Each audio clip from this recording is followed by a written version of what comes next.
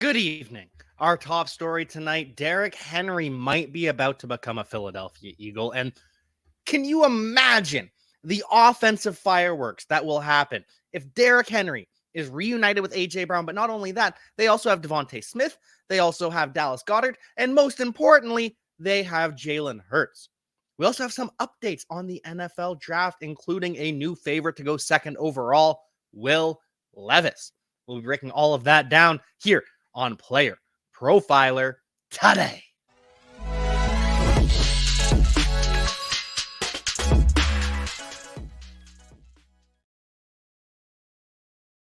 True. It's damn true. Akbar Bajabiamila, the former edge rusher for the Green Bay Packers, has announced that Derrick Henry will be traded to the Philadelphia Eagles. And this is a preemptive announcement. Usually, when something is announced by someone who is not one of the main in the sphere of influence of newsbreakers, usually we're pretty hesitant. But Akbar Bajabiamila is trustworthy. He's a former player. He is a host, and a good one too. You don't hear AGB just spouting nonsense. That's just not something that happens. He is a respectable analyst. So when he uses the capital that he has earned throughout his career as an analyst post NFL, and he uses that to announce Derrick Henry is coming to the Eagles, I believe it. Akbar Bajabiamila has far too much to lose by announcing a lie. He really does. And it becomes even more believable when you look into the background of these two characters. Akbar Bajabiamila is represented by CAA. Who do you think represents Derrick Henry? Oh, yeah, it's CAA. And if you've listened to the decision point between the Podfather, Matt Kelly, and Anand Nanduri, who I will have the privilege of being in a room with those two brilliant minds at the draft, I cannot wait. But they talked about it, how all of these mega firms of agencies are merging. And at some point, we will be with just a couple to choose from. There will be a couple of powers in the agency sphere. But I still trust information coming from people who share an agent. Because, again, Akbar Bajabiamila has far too much to lose by lying, both from his agency, because he's going to piss off his agent. If he lies about another CAA client, you think the company's going to be happy with him? I do not. I absolutely do not. They're going to be pretty disappointed. And he is a credible broadcaster. He has earned a lot of goodwill throughout his career. So for all of those reasons, I just don't see this being a lie. I truly believe that Player Profiler, thanks to our willingness to vet sources, and this is why you listen to me, this is why you tune into Player Profiler Today, because we have all sorts of crazy rumors, from Derrick Henry to the Eagles, to DeAndre Swift going to jail in Philadelphia, and everything in between. So that's why you tune into me, so I can decipher it for you. And I am deciphering that Derrick Henry is indeed headed to the Philadelphia Eagles. And just, can you picture how incredible this offense is going to be? Because Miles Sanders had a career year this past year. And I like Miles Sanders. He is an explosive athlete. He is he's an explosive athlete who plays running back. That's what he is. He's not great in the passing game. His rookie season was an aberration, but you know who is more explosive of an athlete? You know who is actually better in the receiving game than Miles Sanders? It's Derrick Henry. So you put Derrick Henry with Jalen Hurts freezing defenders with that read option. Jalen Hurts just holds that ball on the handoff just a smidge longer than Ryan Tannehill does, because there is more of a threat for Jalen Hurts to pull it himself and run than it is for Ryan Tannehill. That's a fact. That there is no one that will argue that, right? it is more likely that Jalen Hurts is going to pull it than Ryan Tannehill, which means you have to respect your gap even harder, which means there will be more one-on-one Derrick Henry versus a defender in the hole because people can't disrespect Ryan Tannehill. And it did bite them in the back when teams would disrespect Ryan Tannehill's wheels. He'd score a touchdown. Now they have to respect Jalen Hurts, and they have to respect a 2,000-yard rusher in the NFL, Derrick Henry. It's pick your poison, right? It is all about gap integrity. And if you miss your gap, if you start to crash early, Jalen Hurts is going to pull it and he's going to run for a touchdown. But on the other hand, if you don't crash down on Derrick Henry early, then you're leaving possibly a nickelback, possibly your slot corner, one-on-one with Derrick Henry off tackle. It's a lose-lose no matter what. You cannot defend this. And we're only talking about the run game. We are only talking about the offensive line, Derrick Henry, and Jalen Hurts. We're not even talking about the offense as a whole. We're not even mentioning the passing game. Because this passing game for the Philadelphia Eagles, it is one of the best. A.J. Brown and Devontae Smith are the number 2 wide receiver duo in the NFL, only behind Jamar Chase and T. Higgins. That's the only duo I would put above them. So you've got that. You've got Dallas Goedert, who is a top 5 tight end in the NFL. Dallas Goedert, who might pass Mark Andrews this year and become the tight end 2 behind Travis Kelce, because Travis Kelce's in an island by himself. But you've got Dallas Goedert, you've got A.J. Brown, and you've got Devontae Smith. And I like Quez Watkins. Quez Watkins has incredible speed that you have to respect, and so does Olamide Zaccheaus. So even if Quez Watkins loses his job, it's to another guy that runs 4-3. This Eagles offense is so dangerous. It is, I cannot stress to you enough how much having Derrick Henry in the backfield with Jalen Hurts is going to change this offense. So you all know, if you've listened in the past, that I also run the Believe in Lions podcast alongside former NFL safety, all-pro safety Glover Quinn. And we broke down some film earlier this week, or not some film, but we did a chalk talk earlier this week talking about single high safety versus 2 high safety. So when you have that 2 high shell, both safeties are deep versus just 1 safety back. You have 1 safety back because of the run game. You are worried about the run game. So you add an extra defender in the box. And when that happens, the quarterback's first read is the backside. So if you have A.J. Brown on the backside with 1 safety deep, because the strong safety has had to come up because of Derrick Henry, you have to respect him. A.J. Brown is outside on an island against a cornerback. So the first read every time is going to be A.J. Brown.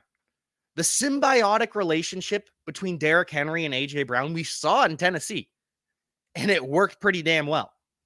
Now, you take that symbiotic relationship where if teams are playing 1 safety deep, that opens up A.J. Brown, and then teams get scared of A.J. Brown, so they back off a little bit and try to cheat in both directions, and now Derrick Henry breaks off. Now you add that to the best offensive line in the NFL. You add that to Devontae Smith and Dallas Goedert. I know I said that if the Chargers add Zay Flowers, they're the best offense in the NFL.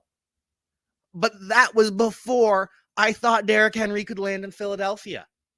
And now that I believe that is happening, Eagles are going to be the best O in the NFL.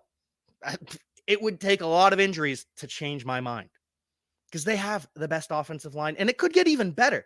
The fact that you trade for Derrick Henry means you are not taking Bijan Robinson at 10, which makes it more likely that they take an offensive lineman. Right now, the favorite to go to the Philadelphia Eagles at 10 is Peter Skoronski, the left tackle from Northwestern. He would be a day 1 starter at right guard and would just make the offensive line even better. The Eagles, I've said it before on this show, but Howie Roseman is the best general manager in the NFL. And if he can pull off a trade for Derrick Henry, My God,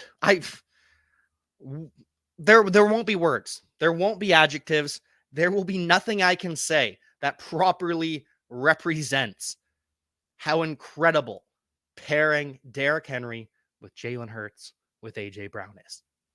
But we do have to move off of that at some point. Of course, we can't just spend the whole show talking about the Eagles. And so we will take a little bit of a break here from the Podfather and some of our friends over at Rival Fantasy.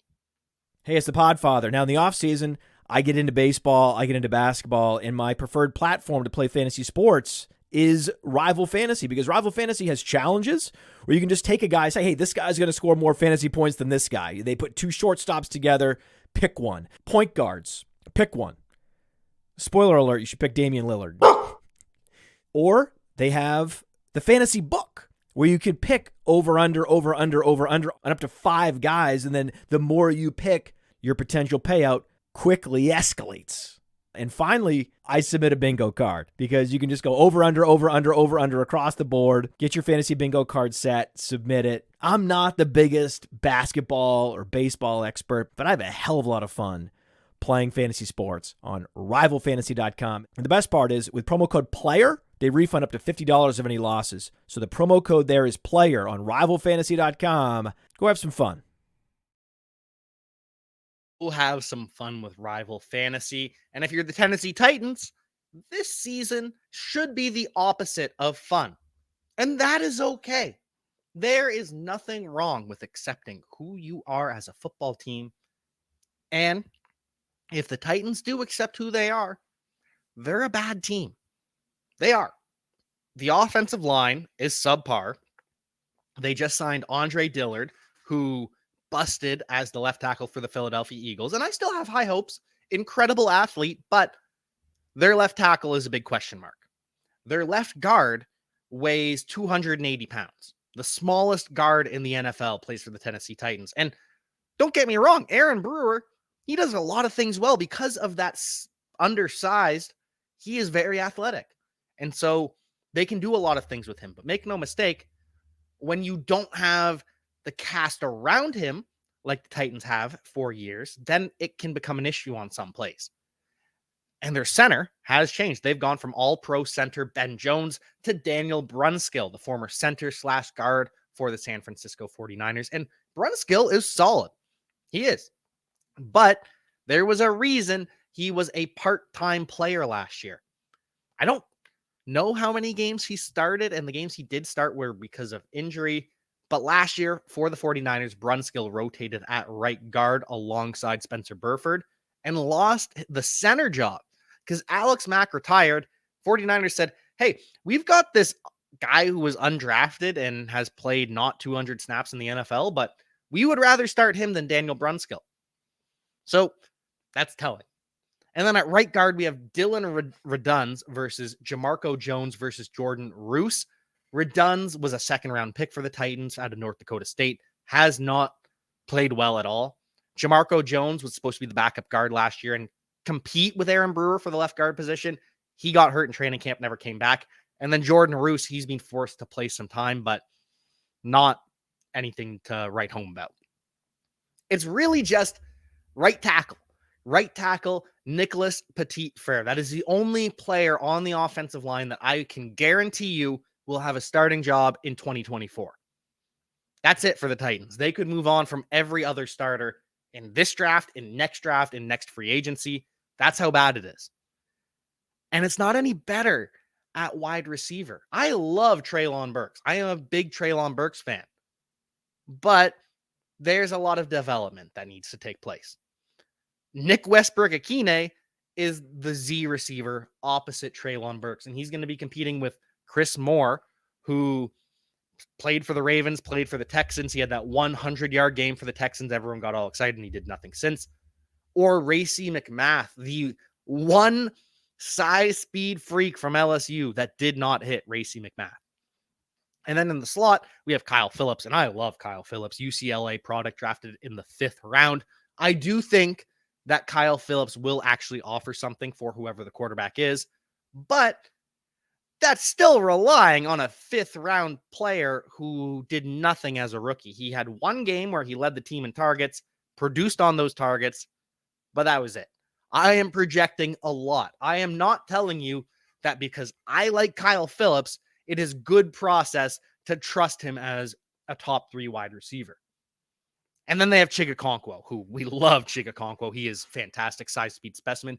But behind him, they have Trayvon Wesco. If you've never heard of Trayvon Wesco, it's because he's basically an offensive tackle, 280 pounds, plays a bit of fullback too, has bounced around the NFL. That's the backup. So the Titans need at least one starting receiver. They could upgrade at 4 positions on the offensive line. And then at running back, if they trade Derrick Henry, now they have Hassan Haskins, a 4th-round pick who doesn't have the juice, doesn't have the explosiveness, is just a run-of-the-mill between the tackles grinder, a la LaMichael Pirine. Or you have Julius Chestnut, who we like at Player Profiler, but he's an undrafted player as well. Or Jonathan Ward, a special teamer from the Arizona Cardinals. I know I'm listing a lot of names that are probably having you scratch your head right now, and I apologize for that, but I just want to make it clear how no name this offense is for the Tennessee Titans. The most no name it could possibly be. And then at quarterback, you have Ryan Tannehill, who is the middest of mid quarterbacks. He's fine. Ryan Tannehill deserves to be a starting quarterback in the NFL, given the landscape around the league, but he's not a top end starter. He's a Derek Carr.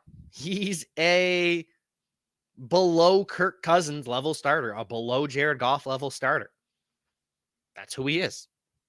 And he might be moved. If the Tennessee Titans are wise, the best thing that could happen for the Tennessee Titans is Aaron Rodgers is not traded to the New York Jets. Because if Rodgers goes to San Francisco, let's say, which those rumors are still persisting, if Rodgers goes to San Francisco, Ryan Tannehill is the best available quarterback. And the Jets need a starting quarterback. That is a must. Now, they could make an offer to Lamar Jackson, and maybe that is the spice we need in the NFL, but Ryan Tannehill's value will increase if the Jets don't land Aaron Rodgers, because they will need Tannehill unless they land Lamar. And the Titans need to acquire as many assets as possible. They really do. They need every piece of help that they can get, because this is a bad team. It's bad on defense too. And I am a believer that Mike Vrabel is a good coach. I believe Mike Vrabel will get the most out of his team. I believe he's been doing it for several years, because if the Titans were honest, they would know that they have not been a good team for years. Even when they won the AFC in the regular season, they finished as the 1 seed. They weren't a playoff team based on pure talent. Mike Vrabel and Derrick Henry got them there. A little help from Ryan Tannehill. He did play well, but the sum of their parts did not equal the performance from the Tennessee Titans, and now that has caught up to them, and now they're just a bad football team. And if you are a bad football team, you should be bad. You should be as bad as possible to get Caleb Williams. So go out, trade Ryan Tannehill, start Malik Willis for the entire season. Maybe he shocks you and you've got a starting quarterback. But if he doesn't, you've got Caleb Williams or Drake May, and that is an even bigger win. So just be bad, Tennessee. Do not trade up for Will Levis. Do not trade up for CJ Stroud. That's the most tradable up quarterback for, given that he could slide. But Titans, just be bad. But speaking of Will Levis, the odds have shifted once again, and Will Levis is now the favorite to go second overall. Now, there are two possible meanings to this odds shift. And I know this has happened before, but the fact that Will Levis is now minus odds is the key. Minus 140 over on Caesars Sportsbook was plus 130 over on FanDuel. I checked at the exact same time. So maybe capitalize on that. Maybe take Will Levis at plus 130 on FanDuel. But either way, Will Levis's shifting odds has two possible meanings. Number one, the obvious one, is the Texans are going to draft Will Levis at 2. The second is there might be a secret trade that either has been agreed to or is in the works where a team trades up to number 2 overall, knowing that the Colts love Will Levis, that the Colts could trade up to 3 to take Will Levis. So why not cut their feet out from under them, trade up to 2, and get your guy? And if that's the case, maybe it's the Buccaneers. The Buccaneers need a quarterback. The Buccaneers aren't as bad as a team as they appear based on their quarterback. This is a team that could compete if they figure out one more offensive lineman. And so, if the Bucs believe they're better than they are, maybe they trade up for Will Levis. Maybe they should trade up for CJ Stroud, given their, I don't know. Regardless, maybe it's the Buccaneers, maybe it's the Titans, maybe it's the Commanders. I don't know. But regardless, steam is growing for Will Levis to go 2nd overall. And in a corresponding move, because remember, Will Levis was the favorite to go 4th overall. He was actually negative odds to go 4th overall. He was minus 110. He has jumped to plus 100. So haven't ruled it out. There are no certainties here, but it's more likely now that Will Levis goes 2nd overall to the Texans than he goes 4th overall to the Colts. And that just tells me that people are paying attention to Player Profiler. I mean, come on. Cody Carpentier has been on the Will Levis train before everyone else. But it's not even just Cody Carpentier. There are so many intelligent football minds that like Will Levis. Mike Renner, formerly of PFF, he is moving on. I'm excited to see where Mike Renner lands, but he's a big Will Levis guy, and he is one of the smartest football minds that I know. Ryan Roberts over at Believe, another brilliant football mind. He's a fan of Will Levis. It's only the data analysis people, the analytics people that don't like Will Levis. And don't get me wrong, I have so much respect for analytics. But when every intelligent football mind is telling me, hey, analytics might be off on Will Levis, I know what you're seeing, but this is why I believe in him, I listen. This is why you listen to me, because I know who the smart people around the NFL are, and I tell you who is smart. And Cody Carpentier is smart. So maybe the NFL is listening. Maybe Will Levis goes 2nd overall to the Texans or someone else.